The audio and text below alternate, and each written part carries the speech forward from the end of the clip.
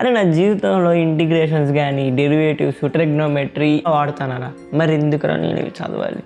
Okay, నువ్వు cricket ఆడతావు కదా, ఆడతారా? నువ్వు ఒక క్యాచ్ పడుతున్నప్పుడు ఆ బాల్ ఎక్కడ పడచ్చు, ఎంత స్పీడ్తో వస్తుంది, ఎలా క్యాచ్ చేయాలి, ఎలా జంప్ చేస్తే నేను ఆ బాల్ నా చేతిలో పడుతుంది, ఇలాంటి ఎన్నో ఆస్పెక్ట్స్ నువ్వు ఎలా యాంటిసిపేట్ చేస్తున్నావు. బట్ అది ప్రాక్టీస్ కదా, నేను దానికోసం మీ ఫార్ములాస్ మ్యాథ్స్ ఏం చేయటం లేదు కదా. ప్రాక్టీస్తో మన బ్రెయిన్లో మ్యాథ్ ఆటోమేటిక్గా వర్కౌట్ అవుతుంది. బట్ మనకు ఆ విషయం తెలియదు అంతే. ఫార్ములాస్ లేకపోయినా నువ్వు చాలా డెసిషన్స్ ఒకేసారి తీసుకుంటావు. లైక్ ఆ బాల్ ఏ యాంగిల్తో వస్తుంది, ఎక్కడ పడవచ్చు, ఎంత దూరంలో పడవచ్చు, ఎంత స్పీడ్తో వస్తుంది, ఈ డెసిషన్స్ అన్నీ నువ్వు సబ్కాన్షియస్గా తీసుకుంటావు. అంటే నాకు తెలియకుండానే నేను మ్యాథ్స్ని యూస్ చేస్తాను. ఎస్, ఎగ్జాక్ట్లీ పాయింట్ అదేరా. నువ్వు చూస్తున్నావు, బట్ చూస్తున్నాను అని ఎప్పుడైనా ఆలోచిస్తున్నావా? లేదు కదా, అది సబ్కాన్షియస్గా జరుగుతుంది.